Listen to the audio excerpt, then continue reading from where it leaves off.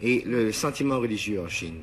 Ben, il n'y en a pas. J'explique toujours aux gens qui parlent avec beaucoup d'émotion, indignés d'ailleurs, que la religion en Chine est pourchassée, persécutée. Je leur dis laquelle? Alors ils me disent le christianisme. Je dis mais le christianisme, c'est pas une religion chinoise. Le christianisme, le Christ, Jésus-Christ, cet homme si magnifique, si doux, si bon, a été envoyé en Chine dans une caisse d'opium. C'est comme ça qu'il nous est arrivé, avec le fusil d'un côté et l'opium de l'autre. Comment voulez-vous qu'on l'aime? Comment voulez-vous qu'on comprenne le christianisme?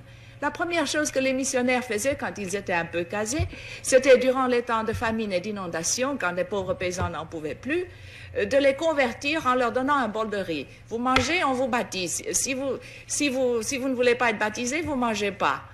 C'est ce qu'on appelait les chrétiens du riz. Comment voulez-vous qu'on aime ça? Et puis alors, ils achetaient à tour de bras des villages. L'Église catholique est devenue grand propriétaire terrien. C'est à elle qu'appartenaient à Shanghai tous les districts de prostituées.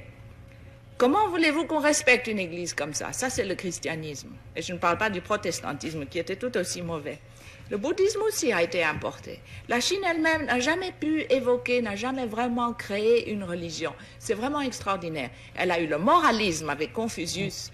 Elle a eu le taoïsme, qui est une chose très vague. Mais ce sont deux philosophies qui font du comportement moral humain la fin en elle-même.